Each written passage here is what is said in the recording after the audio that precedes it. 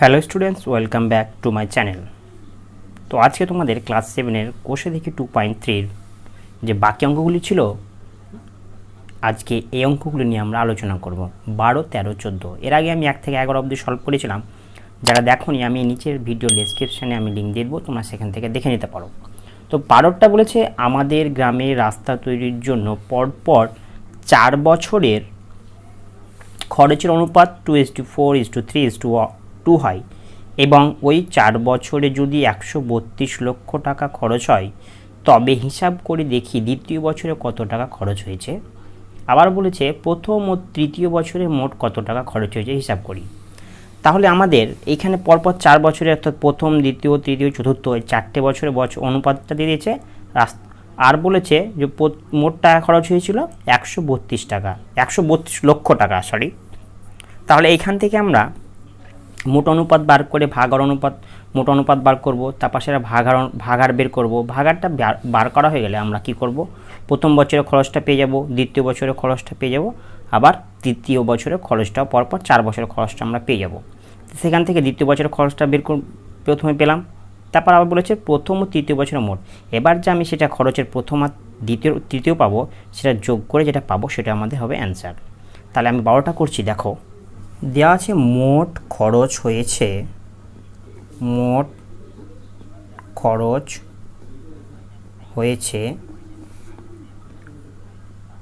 132 লক্ষ টাকা। তাহলে দেখো, 4 বছরের খরচের অনুপাতটা আমাদের দিয়ে দিয়েছে। 4 বছরের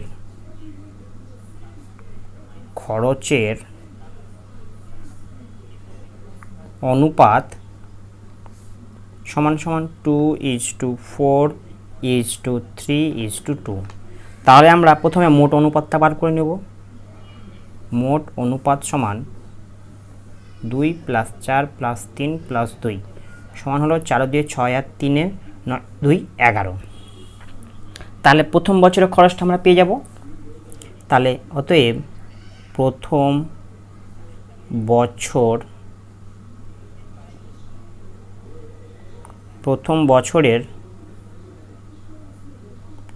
বছরের খরচ হয়েছে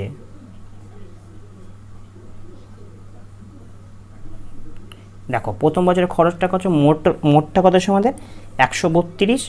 তার আগে আমরা 132 গুণিত, দেখো প্রথম বছরের ক্ষেত্রে, দেখো প্রথম বছর এখানে 2 আর মোট পেয়েছি 11। তাহলে ভাগার যদি বার করি তাহলে 2/11। এর আগে অঙ্ক যখন করেছিলাম সেখানে একই রকমভাবে আমরা বলেছিলাম, সেম একই রকমভাবে এখানে হবে। তাহলে 11কে যদি আমি কাটার করি তাহলে হবে 11কে যদি 11 দিয়ে 12, তাহলে 12 দুগুণ হবে 24। দেখো, লক্ষ টাকা। 24 লক্ষ টাকা কেন? কারণ আমাদের মোট টাকাটা 132 লক্ষ টাকা বলে দিয়েছে, এই লক্ষ টাকা। তাহলে আমাদের প্রথম বছর হচ্ছে 24 লক্ষ টাকা। এবার একই রকমভাবে দ্বিতীয়র ক্ষেত্রে বার করব। দ্বিতীয় বছরে খরচ হয়েছে 132 গুণিত দ্বিতীয়, দেখো 4/11, তাহলে 12, 4 × 12 48 লক্ষ টাকা। আবার তৃতীয় বছরের ক্ষেত্রে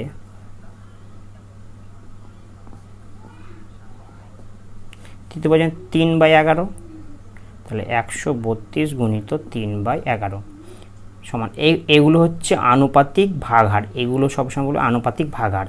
তাহলে 11 দিয়ে যদি কাটি তাহলে হচ্ছে 12, 3 × 12 36 লক্ষ টাকা। আবার চতুর্থ বছরের খরচ হয়েছে 132 গুণিত কত হবে না, আবার দেখো 2/11 টাকা, 11, তাহলে 12 দুগুণা 24 লক্ষ টাকা। তাহলে আমরা প্রথমে আমাকে অ্যান্সার চেয়েছিল দ্বিতীয় বছরের জন্য কত টাকা খরচ হয়েছে। তাহলে দ্বিতীয় বছরের জন্য আমি খরচ করেছি কত, 48 লক্ষ টাকা। তাহলে লিখব অতএব দ্বিতীয় বছরের খরচ হয়েছে কত টাকা, 48 লক্ষ টাকা। এবার পরের আমার কোশ্চেন ছিল যে প্রথম ও তৃতীয় বছরে মোট কত টাকা খরচ হয়েছিল। তাহলে আমাদের লিখব অতএব প্রথম ও তৃতীয় বছরে খরচ হয়েছে, তাহলে মোট খরচ কী লিখব? মোট খরচ। তাহলে প্রথম বছরের ক্ষেত্রে পেয়েছিলাম 24 লক্ষ টাকা, তাহলে 24 প্লাস তৃতীয় ক্ষেত্রে 36, তাহলে গিয়ে দাঁড়ালো 6 4 10, 3 2 5 আর 1 6, তাহলে 60 লক্ষ এত টাকা। তাহলে এটাই আমাদের অ্যান্সার। 13 দাগেরটা বলেছে দেখো, বিনয়বাবু তার অবসর গ্রহণের সময় একাকালীন 1,96,150 টাকা পেলেন। তিনি 20,000 টাকা বিদ্যালয় গ্রন্থাগারে দান করলেন এবং বাকি টাকা তিনি স্ত্রী, পুত্র ও কন্যার মধ্যে 5:4:4 ভাগ করে দিলেন।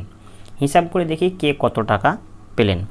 তাহলে দেখো এইখানে যে মোট টাকাটা পেয়েছিল 1,96,150 টাকা, তার থেকে তিনি এত টাকা গ্রন্থাগারে দান করলেন এবং বাকি টাকা স্ত্রীর মধ্যে ভাগ করে দিলেন। তাহলে আমি যদি এই টাকা মোট টাকা থেকে যে টাকাটা বাদ করলো, সেই টাকাটা পাবো আমি কিসে? না, সেটা পাবো স্ত্রী পুত্রের মধ্যে ভাগ করে দিয়েছে। তাহলে যদি আমি এটা লিখি,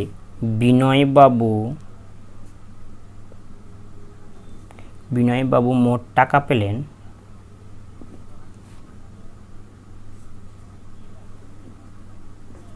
মোট টাকা পেলেন 1,96,150 টাকা। এবার বলেছে যে বিদ্যালয় গ্রন্থাগারে দিলেন, বিদ্যালয়ের গ্রন্থাগারে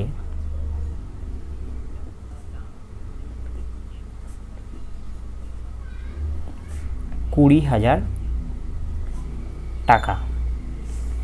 তাহলে তারপরে বলেছিল বাকি টাকাটা তার স্ত্রী, পুত্র ও কন্যার মধ্যে ভাগ করেছিলেন। অতএব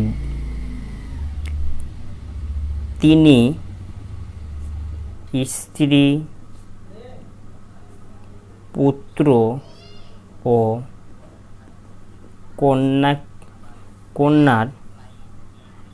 কন্যাকে মোট, অর্থাৎ এই যে আমি 1,96,150 টাকা থেকে আমি 20,000 টাকা বাদ দিলে তবে আমি টাকাটা তাদের মধ্যে ভাগ করে দিতে পারবে। তাহলে যদি আমি এটা বিয়োগ করি, তাহলে 0 5 1 6 7 1, অর্থাৎ 1,76,150 টাকা ভাগ করে দিলেন। তাহলে এই টাকাটা তিনি স্ত্রী, পুত্র, কন্যাকে ভাগ করে দিলেন। এবার যে অনুপাতটা দিয়েছে, অতএব স্ত্রী অনুপাত পুত্র অনুপাত কন্যা, তাহলে তাদের অনুপাত ছিল 5:4:4। তাহলে মোট অনুপাতটা বার করব। মোট অনুপাত সমান সমান 5 + 4 + 4 সমান 5 × 9 আর 4 13। কেন বার করলাম? তাহলে আমার খরচ চেয়েছিল যে তিনি হিসাব করে দেখি তিনি কাকে কত টাকা দিলেন, তাহলে স্ত্রী কত টাকা দিলেন সেটা আনুপাতিক ভাগারাম বের করতে হবে। তাই আনুপাতিক ভাগ করার জন্য আমাদেরকে প্রথমে তাদের মোট অনুপাতটা বার করতে হলো। তাহলে এবার লিখব, অতএব স্ত্রী পাবে, তাহলে আমাদের কত টাকা পেয়েছিলাম এখানে? না, 1,76,150 গুণিত, দেখো স্ত্রীর জন্য 5/13, তাহলে 13 দিয়ে যদি আমি এটা যদি কাটাকাটি করি, তাহলে রাফ এখানে ভাগ করবে 13কে 1 7 6 1 5 0, তাহলে 13কে 13 7 4 46 3 13 39 7 71 5 13 65, তাহলে 6 5 আর 5 13 65 0 চলে গেল। তাহলে পেলাম 13,550, 13,550। তাহলে এটা যদি গুণ করি, তাহলে গুণ করলে 0 5 5 25 25 5 5 25 27 3 15 17 17 3 5 5 1 6, তাহলে এত টাকা আমি স্ত্রীকে তিনি এত টাকা দিলেন। এবার আবার স্ত্রী হয়ে গেল, এরপরে আছে পুত্র পাবে। তাহলে মোট টাকাটা হচ্ছে 1,76,150কে আমি এবার পুত্রের জন্য 4/13, তাহলে 4/13 যদি করি তাহলে আবার 13কে এটা কাটলে হবে একই রকম 13,550, তাহলে গুণ করলে হবে 0 0 2 4 4 6 5 4 4 5, তাহলে 54,200 টাকা। এবার বলেছে কন্যা, তো কন্যার ক্ষেত্রে দেখো পুত্র আর কন্যার একই রকম সমান হচ্ছে, যেহেতু 4:4 দুটোই, তাহলে আমি আমার এই কন্যাটা করা কোনো প্রয়োজন পড়ছে না। তাহলে আমাদের অ্যান্সারটা এভাবে লিখতে হবে, অতএব তিনি স্ত্রীকে 67,750 টাকা ও এত টাকা আর পুত্র ও কন্যাকে 54,200 টাকা দিলেন, ভাগ করে দিলেন। এটাই আমাদের অ্যান্সার। 14 দাগেরটা বলেছে দেখো, আমিনুর চাচা তার 35 কাঠা জমিতে 4:3 বেগুন ও পটল চাষ করেন, অর্থাৎ 4টা হচ্ছে বেগুনের জন্য আর 3 হচ্ছে পটল, 4 এই দুটোকে ডিভাইড করেছে, অর্থাৎ এবং বলেছে প্রতি কাঠায় বেগুন থেকে 150 টাকা এবং প্রতি কাঠায় পটল থেকে 125 টাকা লাভ করেন। আচ্ছা, তাহলে বলছে আমিনুর চাচা মোট জমি থেকে বেগুন ও পটলের চাষে লাভের অনুপাতটা লাস্টে বের করতে দিয়েছে, এখানে লাভের অনুপাতটা। তাহলে আমাদের প্রথমে যে 35 কাঠাটা পেয়েছি, সেই 35 কাঠাতে বেগুনটা কত চাষ করছে আর পটলটা কত চাষ হচ্ছে সেটা বের করতে পারবো। কীরকম করে না, এই যে অনুপাতটা দিয়েছে, অনুপাতটা প্রথমে মোট অনুপাত করে ভাগার বের করব, ভাগার সঙ্গে আমি বেগুনটা পটলটা একই রকম পেয়ে যাব। এবার কি করতে হবে, যে বেগুনটা পেয়েছি, বেগুনটার জন্য আর বলেছে 150 টাকা লাভ করেছে, তাহলে মোট যেটা পাবো বেগুনটার ক্ষেত্রে 150 দিয়ে যদি সেটা মাল্টিপ্লাই করি তাহলে আমি মোট টাকাটা পেয়ে যাব। আবার একই রকমভাবে পটলের ক্ষেত্রে তাই, সেই যে টাকাটা পাবো সেই টাকাটাকে আমাকে আবার অনুপাতে বার করতে হবে। তো অঙ্কটা এরকম হবে, তাহলে প্রথমে লিখবে মোট জমি 35 কাঠা, এরপরে লিখবে বেগুন ও পটল চাষের অনুপাতটা কত দেওয়া আছে আমাদের, দেওয়া আছে 4:3। তাহলে আমাদের আর মোট অনুপাত বার করতে হবে, অতএব মোট অনুপাত সমান 4 + 3 = 7। মোট অনুপাতটা কেন বার করলাম, আনুপাতিক ভাগ হারার জন্য। আনুপাতিক ভাগ কেন বার করব, তবে আমি আনুপাতিক ভাগ বার করে তবে আমি এটা বের করতে পারবো যে বেগুনটা কতটা চাষ করেছে। তাহলে অতএব বেগুন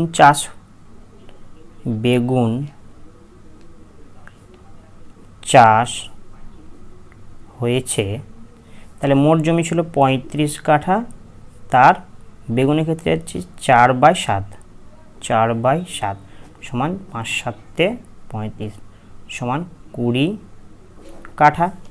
অনুরূপভাবে পটলের ক্ষেত্রে পটল চাষ হয়েছে 35 গুণিত 3/7, তাই 5 7 35, 3 5 15 কাঠা। তাহলে বেগুন চাষ হয়েছে 20 কাঠা আর পটল চাষ করেছে 15 কাঠায়। তাহলে আমাদের এইখানে আবার বলেছে যে প্রতি কাঠায় বেগুনের 150 টাকা লাভ। তাহলে এখানে আমি লিখব বেগুন চাষ করে লাভ করেছেন, বেগুন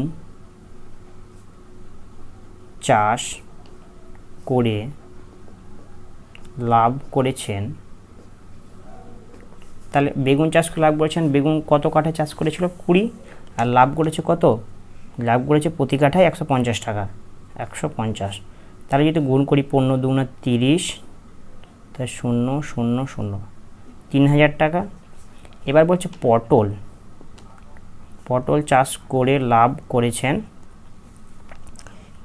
প্রতি কাঠা 125, তাহলে আমি পেয়েছিলাম এখানে 15 কাঠা আর 125 টাকা করে লাভ করছেন। তাহলে গিয়ে দাঁড়াচ্ছে